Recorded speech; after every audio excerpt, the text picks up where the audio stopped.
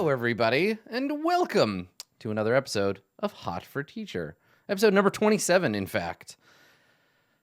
I'm excited to talk about relationships and stuff today, which is what we do in Hot for Teacher. We hang out and we talk about relationships, and I try to give advice, and we discuss things. But the thing I wanted to talk about before we get started, and maybe this is something, if you're watching this live or kind of within proximity of, what is it, the 12th of February, 2019, you may be aware of some kind of ambient tension or more on the internet around some stuff that's been going on in the tabletop RPG space regarding people being harassed. There is some tension, and I didn't want to address that specifically, but what I wanted to talk about is if you are a person who is being harassed on the internet, if you know someone who is being harassed on the internet, if there are people bullying or being shitty to you in a way that is impacting your mental health, there are resources available to you. Particularly Crash Override. Crash Override does a really good job of collecting resources and putting them together to help people avoid being hassled on the internet. So if you're seeing some of this discourse about, harassment, maybe you're part of the tabletop RPG space, maybe you're just adjacent to it, and you yourself or someone you know is struggling with that stuff, I would suggest starting with Crash Override, but there are lots of other resources out there worth looking into. Basically, I'm just kind of saying you're not alone, because I've been in that position. I have felt like there was no one who could help me. I was feeling targeted and harassed, and I didn't know what to do, and I don't want anyone to feel like they're in that position. So, yeah. So don't feel like you're alone. And I guess that's sort of the point of this whole fucking rigmarole, isn't it? Hot for Teacher is nominally a write-in relationship advice show, but really it's a space in which we can all kind of address some stuff that I think there's a commonality for all of these questions, right? When I answer a question, I'm not just answering the question for the person who asked it. I'm kind of answering it so that we can all address and talk about the human experience of having relationships and knowing people and interacting with them. So even if I don't answer your question today, which I very well might, I am going to talk about being a person, which I think, unless you're an artificial intelligence or an alien or something, a filthy synthetizoid, you're going to find something worth hearing in today's episode. But if I answer a question, we get to the end of the episode, and you're like, I have something that I would like to talk about, you can submit a question to me. You go to my website. It's www.adam-koble.com. There's a Hot for Teacher link up at the top, and you can submit your question. It can be about love. It can be about friendship. It can be about relationships in general. It can be about sex stuff, whatever. And we will attempt to discuss and digest your quandary in a future episode. So I guess all of that is to say thank you. This episode and all the other episodes surrounding it would not be possible without your questions. Because I guess I could just ask a question and then answer it of myself, but that wouldn't make very good content, would it? I mean, maybe it would, but we're never going to find out. So our first question today comes from Pernin, Pernin has a specific question, but I think this question covers a lot of ground. So let me read it for you. So Pernin, they say, I have this housemate that I don't want to live with next year when the four of us move off campus. He's inconsiderate to the rest of us and doesn't do chores when asked of him. He consistently wakes me at night with loud gaming and bottles things up instead of saying something. Anytime we try to have a discussion or do something about it, he argues, shuts down, ignores it, etc. He's the type of person I wouldn't have become friends with had I known what he was really like, and there's a multitude of other minor things, but I'm sure you just get the gist. I don't know how to go about telling him that we do not want to live with him next year, and I feel bad because he doesn't have any other friends on campus. I wonder why. I wonder why this person doesn't have any other friends on campus, Pernin. I also, before we continue, I couldn't put it in here because the font doesn't allow special characters, but Loud Gaming had a TM at the end of it, which I thought was very, very cute. So thank you, Pernin, for that little. I giggled about that. So, okay, this is really not a question about like what to do with my housemate, what to do with an inconsiderate boor. How do I handle this person in this specific situation? This is about what to do when you have a person in your life who just isn't fucking pulling their weight, right? Now, obviously, there is a lot of consideration that goes into being in a cohabitating relationship with someone, right? When you live with a person and you don't want to anymore, or you live with them and you want to, but you just want them to be better, right? This is the tension here. This is the idea of like, this wouldn't be a problem if you were just a better person. So yeah, I think that the easy answer, because I'm obviously distant from it, the easy answer to give you, the thing to offer up is just say fuck it and bail. Right? Just say like, listen, we don't like this situation. I don't like this situation. He doesn't like you either. We don't want to be in this situation with you. Sorry, go be a better person, or don't. I don't care. Get out of my life, right? But if it were that simple, if it were that easy to just simply ignite our relationships with people and let them burn away into the night, then this wouldn't be a problem. This wouldn't be a question at all. This would just have been done already. I think the real issue that Pernin is suffering from here is that this person is a massive energy suck and a shitty person at supporting the people around them, and they probably don't know it or are unwilling to change because they're being enabled, and all of that comes down to Pernin just trying to be a good person, right? Pernin saying, I don't know how to do this without being a bad guy. I don't know how to do this without feeling like I am abandoning this person. I have a sense of community either with this person particularly or with just like humanity in general. Right? And yeah, being kind, right? Being soft with people who are difficult puts us in a position of being vulnerable, right? And we can be harmed. So I can see where Pernin is coming from, but I think what I want to kind of reinforce here is that Pernin, I know that you don't want to hurt them. I know that you are scared of them being in a position where they are alone. I know you don't want to kick them out and be responsible for their misery and suffering, but you're not doing anyone any favors, right? It's clear you're not doing yourself any favors by avoiding this, right? You're just getting stressed out about it. You're living with a douchebag. And worst case scenario, absolute worst case scenario, you're going to end up living with this person again because you feel too bad about kicking them out. Right? If you can't pull the trigger on this, this is going to become a new situation that is worse because you can't get rid of them. But also you're not doing them any favors, right? Like this is the thing. And this kind of behavior, and I really don't want to like pigeonhole this person, but what we know about this person is he's a dude that doesn't seem capable of discussing things that might be negative for him, will shut down or ignore discussions.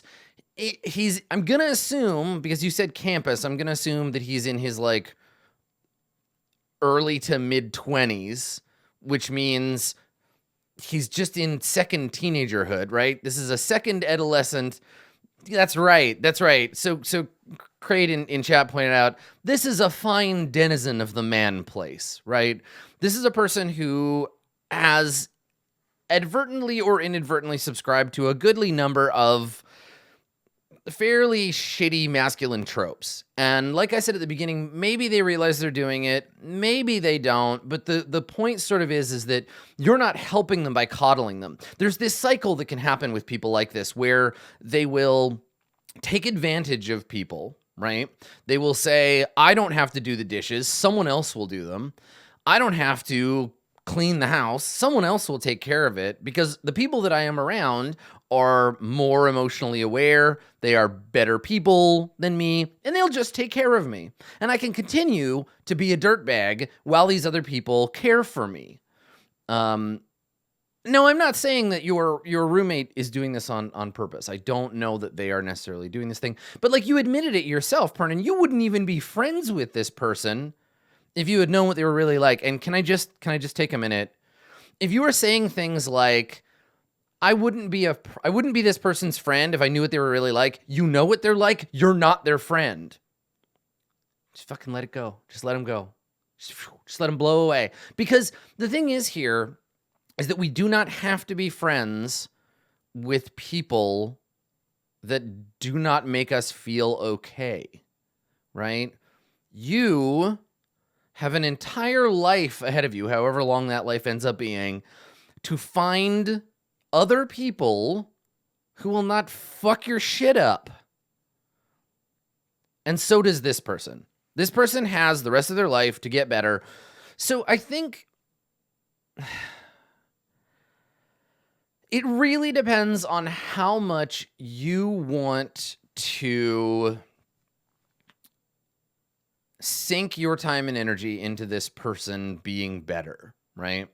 Like, do you want to spend the time and energy to explain to them why you don't want to do this? You don't owe them that, right? We talked about this in a really early episode, that you're functionally breaking up with this person, right? You're functionally saying to this person, I don't want to be in the relationship that I am in with you anymore.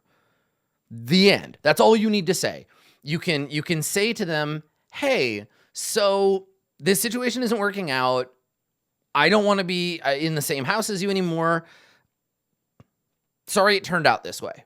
Period. End of statement. Get the fuck out of there. Now, this person, because people need or feel the need to get closure, or they feel the need to know why they fucked up, this person might say to you, well, like, why not? And then you have to make a decision, Pernan. And do not make this decision to protect their feelings. Don't make this decision to like help them unless you think that that is something that's going to be beneficial for you, right? If you find yourself in a position where you think that having that conversation might work out, which I'm going to go ahead and just say it probably won't, Pernan. It probably won't. Anytime, quote, we try to have a discussion or do something about it, he argues, shuts down, ignores it, etc. So I'm going to go ahead and guess, based just on the patterns you've established, that if you say to this person, listen, the three of us do not want to live with you anymore, and then he says, why not? And you say, loud gaming, can't have a conversation with us about things, doesn't do chores, does not pull their emotional or physical weight in this relationship. This person will probably tell you to shut up. They'll probably tell you you're wrong. They'll probably shut down. You're just entering the cycle again. And these kinds of cycles continue because we expect something to change when nothing will, right? This person, your housemate, your shitty housemate, has to know they cannot continue operating like this. And it is not your responsibility to fix them. So you can just say, I don't want to live with you. You are not a good person to live with. If you want to, you can say, here is why. If you want to make other friends and not run into the situation again, maybe work on this stuff, but it's not your job to fix them, right? Your job is to take care of yourself. Your job is to live with someone who doesn't stress you out. Your job is to be a good person to yourself. And then everything else after that is secondary. I think that we enable these sorts of people. I've never understood the idea that the most difficult person in a group gets to set that group's pace, right? Gets to be the one that gets carried along, right? It's sort of like I've never understood the squeaky wheel gets the grease, right? The squeaky wheel gets removed. Give me a new wheel. This wheel is broken. Right? Grease can only go so far. You can only lube a problem up so much. That wheel is busted, right? So we enable these people by letting them get away with this behavior. And I don't want to turn this on you, Pernan. This person's problems is their own. But like, this person needs to be able to be a better human being, right? This person needs to grow the fuck up and learn the feelings of wellness and goodness that come from just like contributing, you know? Like, I think that we think that just coasting by and not having to do any work and letting other people take care of us and just getting to like hang out and sit around in our underwear and smoke pot and eat Cheetos all day is like the good life. I think that we somehow think that the less work we do, the happier we are. But I think there's a medium, right? I think that this person would probably feel a lot more fulfilled if they knew that they were like helping out and being a part of something. Even if doing the thing made them feel like tired or cranky or whatever. Like, I don't like cleaning my house. I don't like doing my dishes, but I love the feeling of looking at my house and being like, this is clean because of me. I did this. I defeated that clutter. I'm fucking awesome. And when you can do that for other people and be like, not only did I do my own dishes, but I did all the fucking dishes. And now everybody gets to relax and we can all watch a movie or have loud gaming together. There's a sense of community that you have to develop in a house. And sometimes people just can't pull their weight and they need to learn. So it sounds to me like if you've established a pattern of horseshit with this person, right? It sounds to me like this person is not going to take criticism well, especially if it's like an exit interview. This person isn't likely to improve simply because you are kicking them out. And it sounds to me like this isn't about setting an ultimatum, right? You're past the point of like, this person can fix it. So I think that you know what you need to do, Pernan, and there isn't really any way. I think the nicer you try to be, the gentler you try to be, the more cruel you're just being to yourself, the more you are making this feel worse. This person doesn't fit with you or your friend's idea of a comfortable house. So the time to say, bon voyage, good luck, I don't want to be your friend, is now, right? And you're not responsible for this person's growth. So yes, you know, like I hear you that you feel bad they don't have any other friends, but like if they did have other friends, how would that be better? You would just be pawning this nerd off on somebody else to make them miserable. So Pernan, you are not responsible for the growth of other human beings. Choose how much you are willing to give to this person. Your energy, your time, and we'll talk about this in the third question, is a fucking gift. This person doesn't sound like they deserve it. So it may just be time to say, thanks for trying. Better luck next time. We're going to go find a roommate that doesn't drive us totally fucking crazy. Because you deserve that. You deserve to live with people who don't ruin your life every day. You know, like it sounds silly, but you do. Our second question comes from a Fradley box. So Fradley box says, I have a hard time trusting other people to be self-aware enough to know what they want and what will hurt them. I despise hurting other people. That's good. And when I get into relationships with people who have this kind of difficulty, when they inevitably get hurt by something I'm doing or in my character they were not self-aware enough to identify and express at the time, it eventually bubbles up later and always ends terribly with a lot of anguish for me. Most of the advice I get is to just trust other people to know what they need and want, and that my skepticism is sabotaging things, but it seems like everyone is just so bad at it. What do I do? Well, Fradley, there's a lot to this question. This is a pretty subtle one.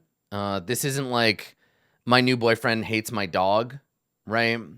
This is like, what do we do when we try to put faith in other people and they let us down, but we feel like it's our fault?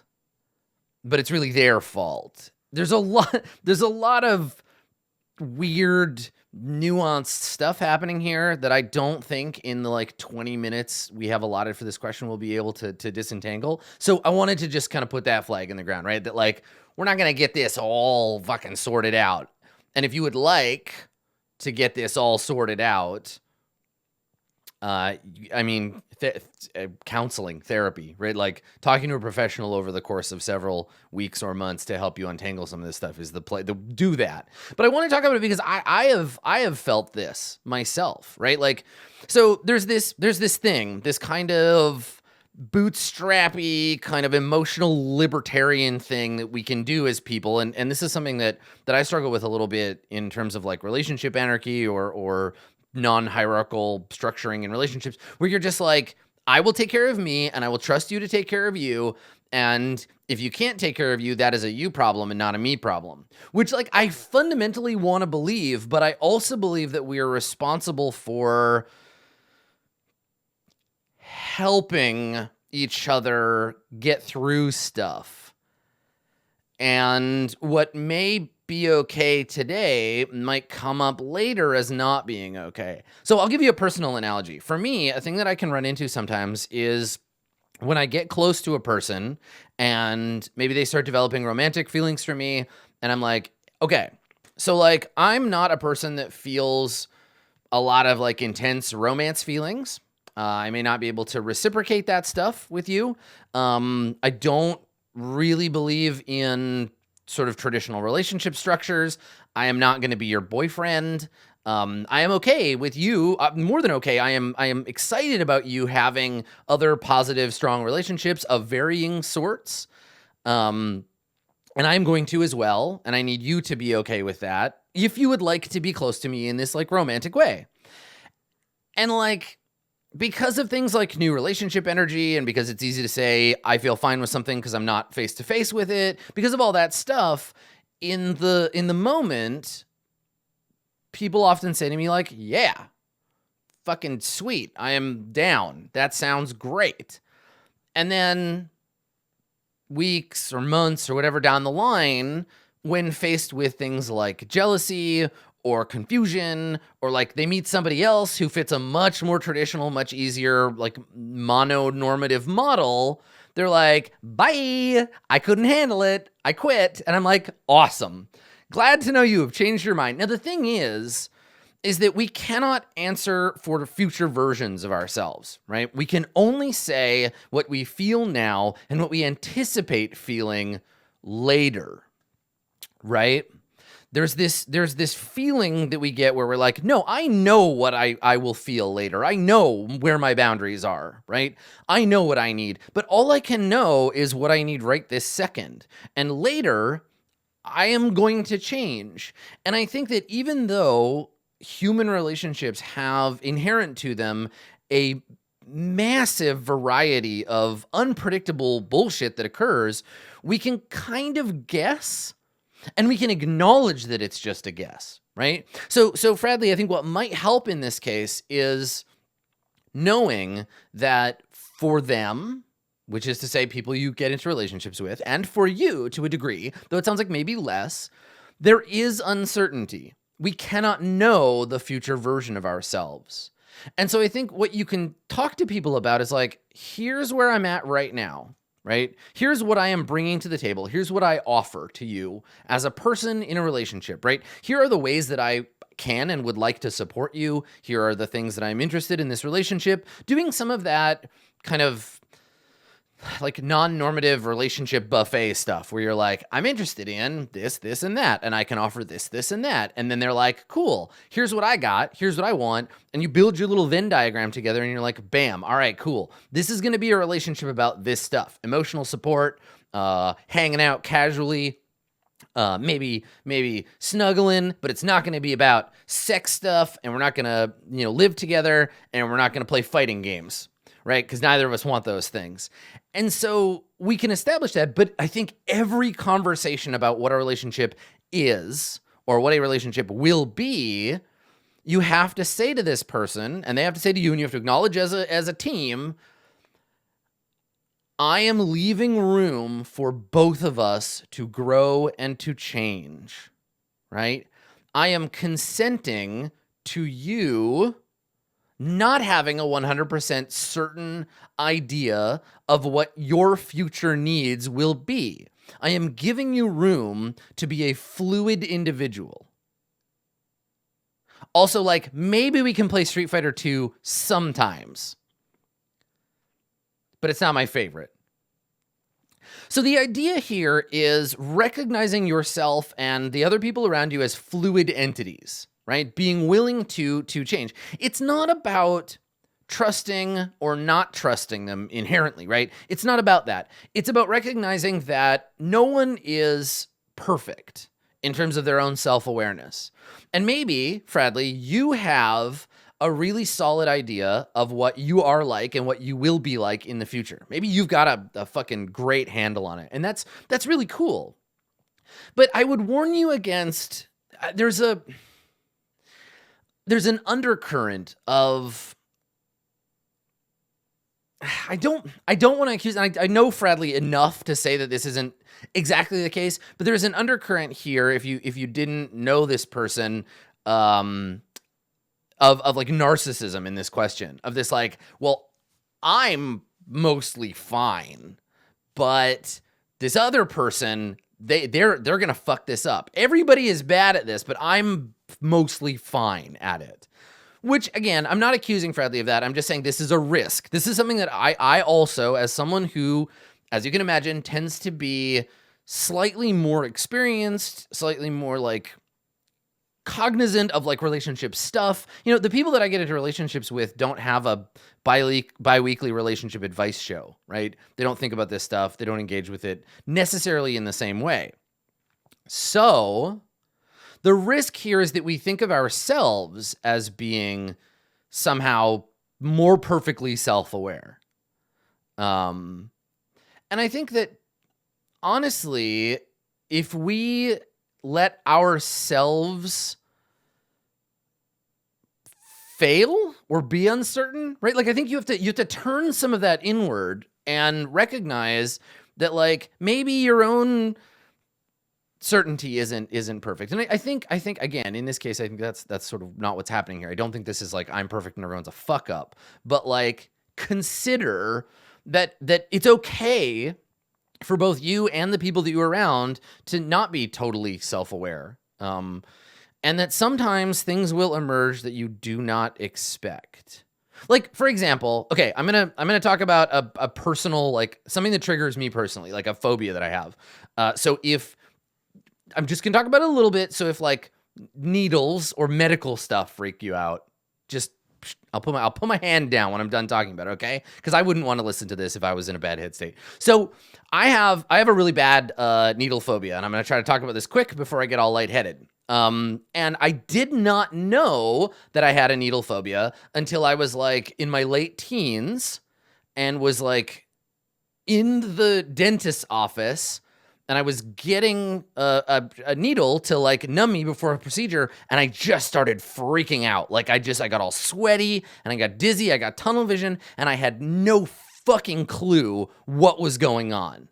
But until that point, I would not have been able to say, hey, I don't like getting needles. Now I can say that. Now, when I go in to get whatever done, I can say to the person who is going to do it, hey, I'm going to like probably have a rough time with this. Can you give me a minute? Like, can we take it slow?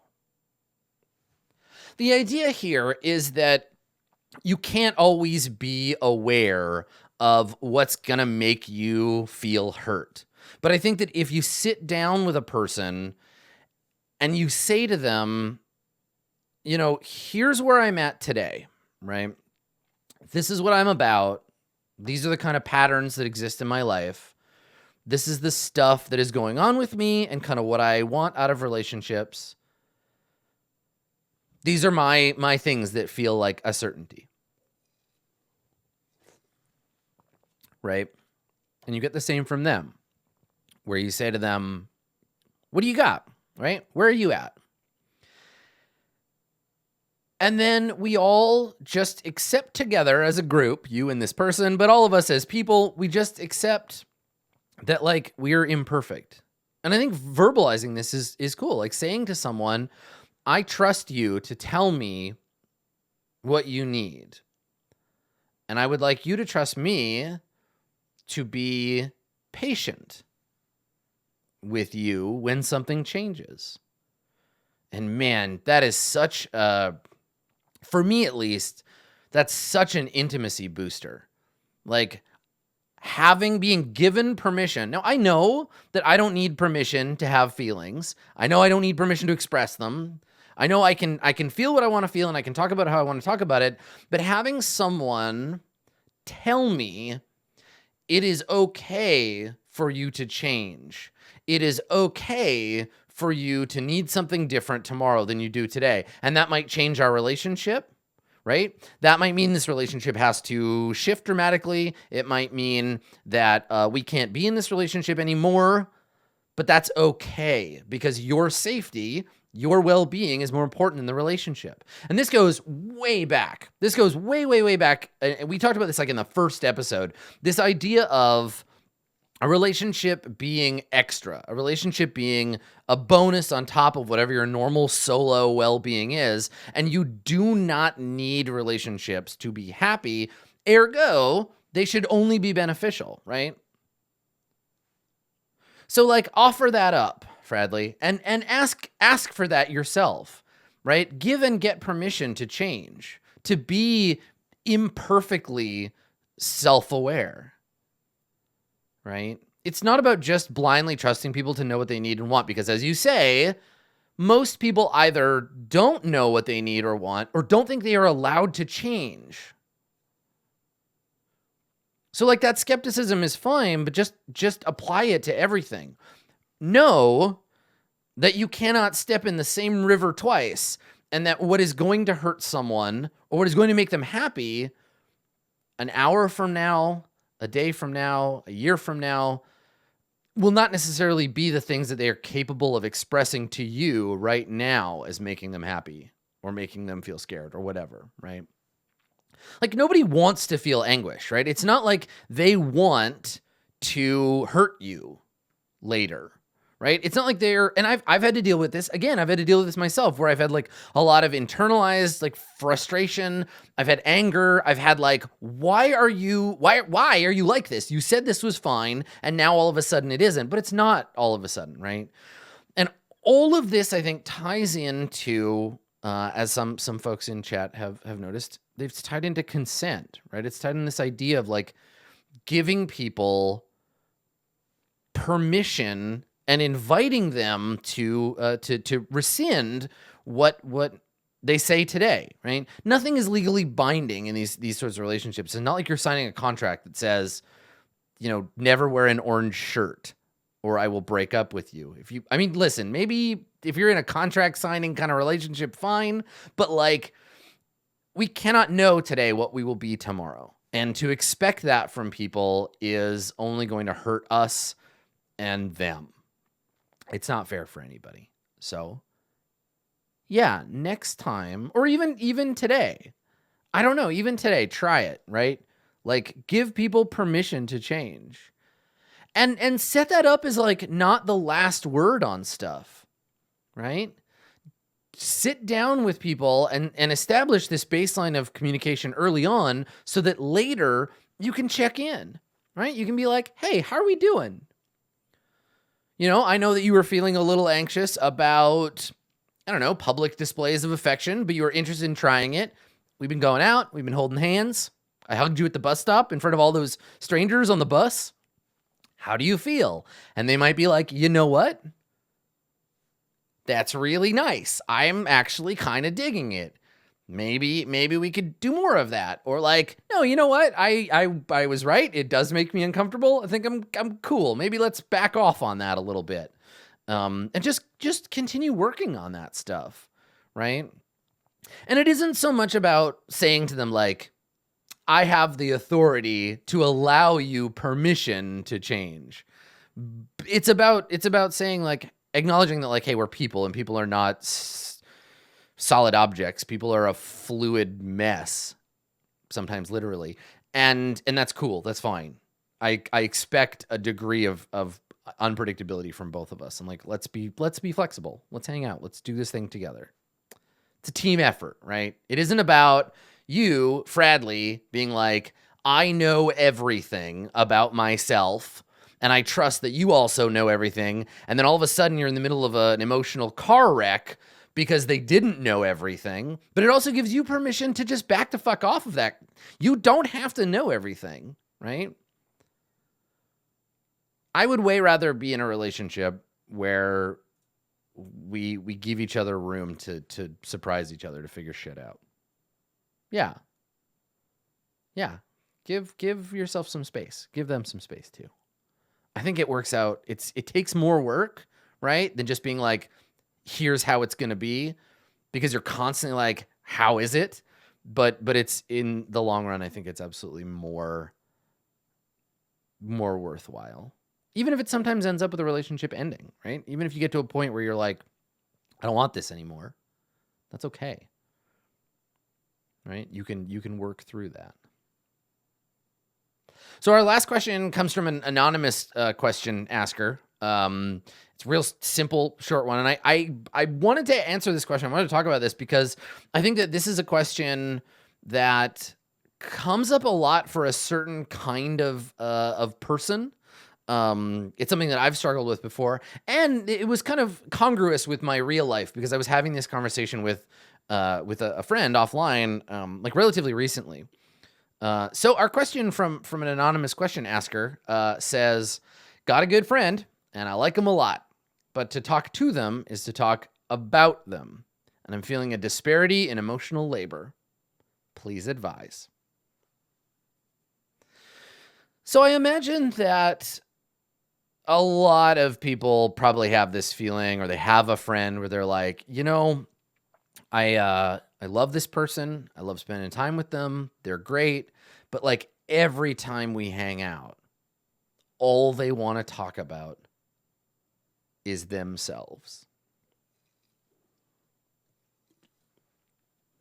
Like all they want to do is tell me about their shitty boyfriend or their crappy job or just like the hard, sad crap in their life.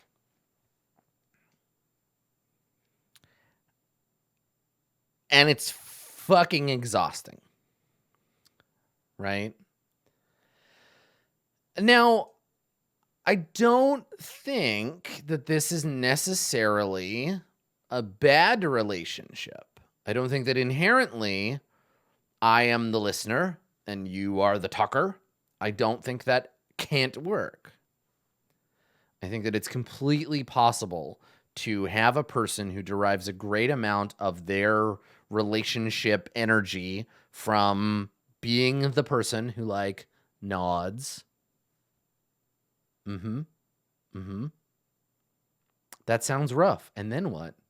Right? Engage with a person who just needs to vent a lot. I think that can work. But as with literally every other relationship in the history of relationships forever, you have to do this on purpose. It can't just happen, right? You can't just get into it. And I think that we have this tendency to assume that that friends automatically will just be that person for us, that we are just allowed to vent, and that a good friend will listen to any shit we have to say, right? That they will just like suck it up. This is part of being a friend. And I don't think that that's how it works. I don't think that a friend should just be expected to suck it up and listen to anything that you have to say. I don't think that that's what every friendship is. And I fundamentally don't believe that all friendships are anyway. I think that every single relationship, no matter what its context, is totally different.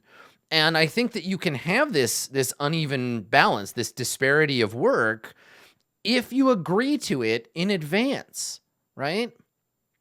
Like I have relationships in my life that I am like, no, please, like, Tell me your problems and I will help you through them. Does this sound familiar at all? It should. I like that, and it gives me value. It makes me feel good being able to help people and to talk about the stuff that is upsetting or hard for them, and like helping them get through that. It's powerful. It's meaningful, but I need to feel like I am in control of when that happens and to what degree, because I know where my boundaries are, right? And like, I don't have room for this kind of work at the end of like a long day, right? Like if I'm spending all day streaming and I've got, VODs I've got to cut and I've got highlights to make and I've got email backing up, and I get to the end of my day and I'm just like, I've been working for, 10 hours or 11 hours and I'm exhausted. And then I have a friend message me and say like, hey, do you have a minute? I'm going to be like, fuck no, I do not have a minute. Like, I love you, honey, but like, there is no more room. The Atom train has run out of fuel, and I cannot give that to you. And I think you'll notice in there was a phrase that you need to be able to hear, Anonymous, right? Did you hear that bit? Hey, do you have a minute? Hey, can I talk about something with you for a second? Hey, do you have the emotional energy to help me through some shit right now? And if this person doesn't ask first and just sits in, you have to use your first reserve of energy to be like, yo, hang on. You know what? I got about 10 emotional hit points left, and I still got shit to do after we have coffee. And this conversation's not giving me any of my HP back. In fact, you're going to just dot me and I'm going to be dead by the end of this talk. And I don't need that shit. I have things I have to do. And I know we're friends. You know I love you and I want to help you. And you love me and you want me not to die. So like maybe instead we could just talk about like memes or like, how's your D&D game going? Maybe we could just not hot for teacher me right now. And then later we could re-engage when I've got some juice. But the problem with this is that it takes energy to be like, beep, beep, hang the fuck on a second, right?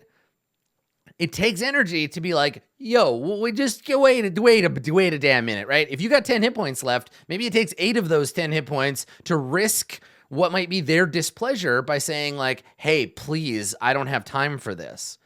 And then if they just push through, you only got 2 HP left. You are going to be dead halfway through this conversation. Right? Now, a couple of people in chat pointed out, and this is an anxiety trigger for me too.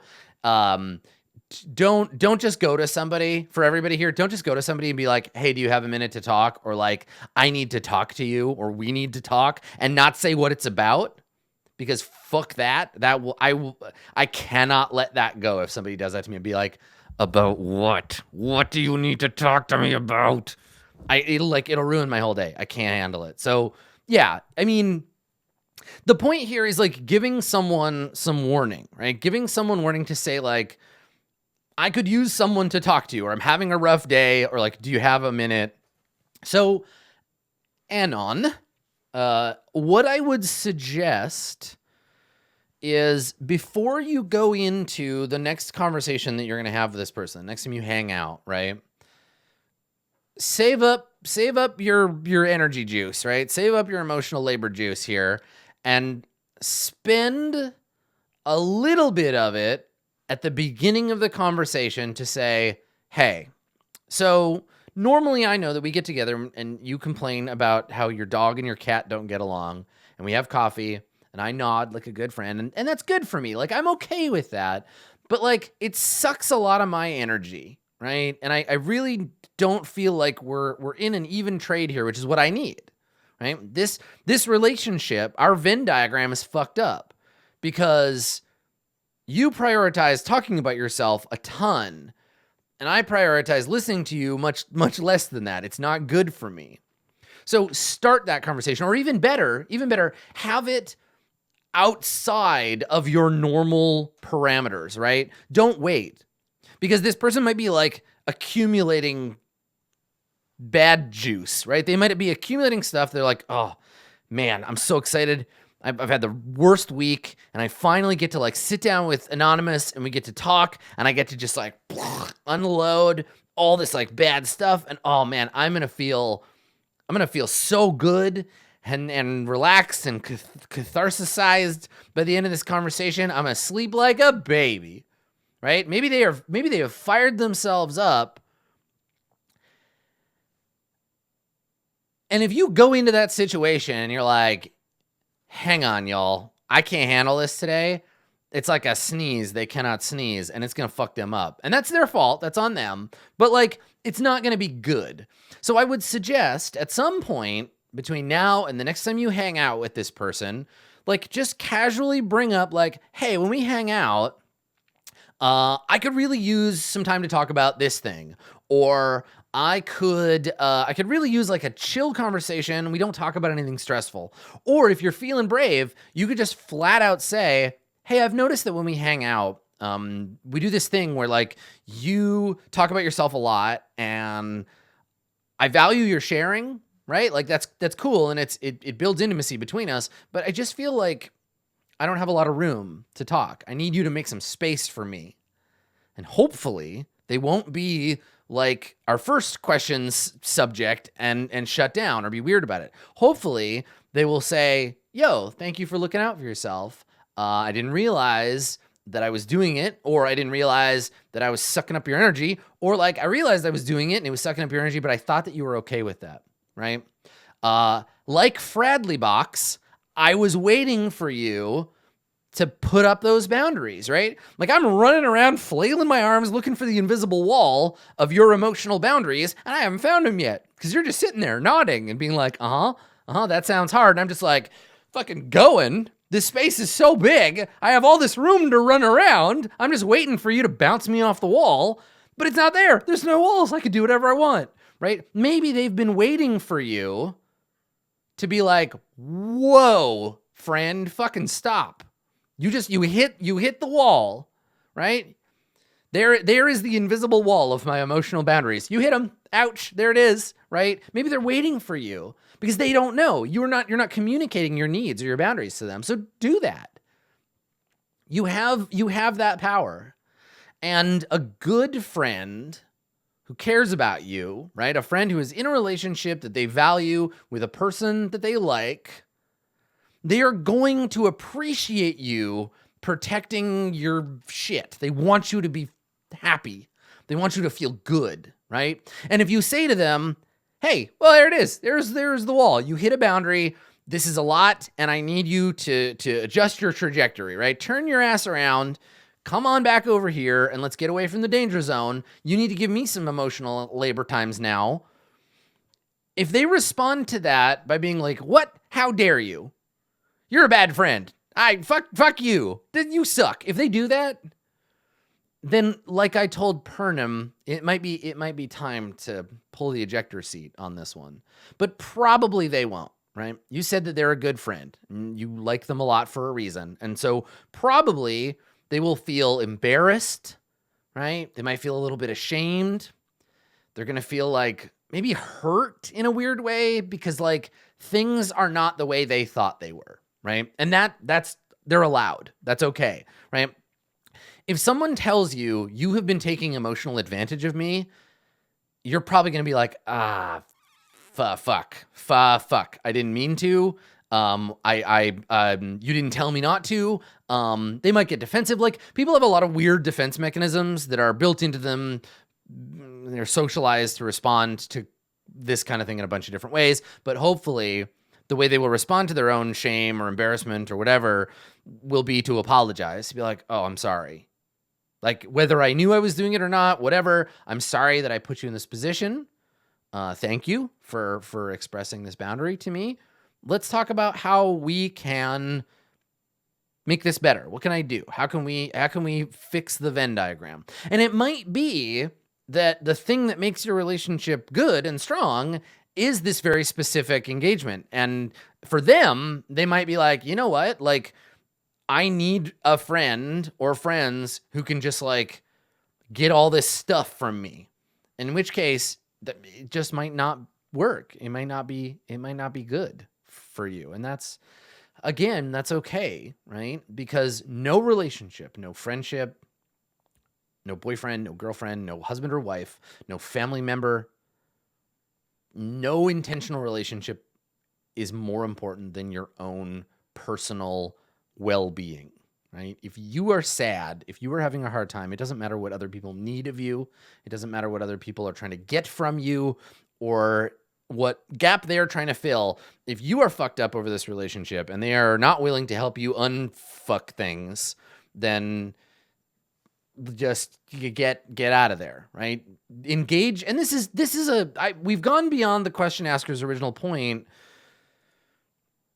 The idea here is that we have to acknowledge that everyone is human. And by that, I mean fallible and to some degree or another incapable of perfection, right? And that's good. That's good and cool and okay. We need to be fine about that. And we need to address our boundaries. We need to hope that other people will do the same. They'll address their boundaries with us, and that we'll be able to negotiate this stuff, that things are not do it perfectly or get the fuck out. So when you need something from someone, or when you no longer need something like a relationship from someone, we have to trust that we can talk that out. The only thing that is a true and ultimate impossibility in relationships is someone who is unwilling to communicate, right? Someone who is unable to communicate, they can work on it, right? Someone who doesn't know how, they can work on it. Someone who is in a position where it's difficult, they can work on it. But someone who is unwilling, you can't do anything with that, right? So, like, be gentle with yourself. Be gentle with this person. I don't think that every relationship needs to be, like, fucking fundamentally exactly balanced, right? We don't need to tip the scales right to the middle. I think that it's completely reasonable for a relationship to have imbalanced emotional energy, because sometimes we want to have people around us who can help shore up where we're not strong, right? I think that's okay, but it has to be conscious. Everything that we do has to be intentional and on purpose. And that being said, we have to be willing to make mistakes and to allow other people to make mistakes and to not have certainty, right? And I think that's the important bit. I think the idea here is just like, remember that nobody's perfect, right? And just to fucking try to just be imperfect, shitty humans, and to try to be less shitty every day, just slightly less shitty every single chance that we get, right? Be less and less shitty every day until we are dead. And that's a human life. So yeah, that's it. That's an episode of Hot for Teacher. It wasn't perfect, but fucking we tried, didn't we? You can submit your own questions to my website, www.adam-koble.com. Click on the Hot for Teacher link, fill out the question. You can do it anonymous. You can give me your name. You cannot. You can make up a name. I don't care. It doesn't matter. It's about the question. I mean, I'm trying to help you, but you'll know your own question when you hear it, right? All right. So yeah, go and submit your questions. I will try to answer them. We do a new episode of Hot for Teacher like every other week. And hopefully you found it interesting. Hopefully you found it helpful. And you know what? If any of this stuff for you was like, hey, this is cool, I hadn't thought about it, talk about it with your friends, right? And I'm not just saying this because I want you to tell your friends that Hot for Teacher is a thing and make them come watch. But I mean, continue this conversation. Be like, yo, this guy on the internet was talking about this thing about how like roommates who don't do their chores are emotionally stressful. What do you think about that? Roommate who hasn't done the dishes in 6 months, right? Use me as an excuse to discuss these things.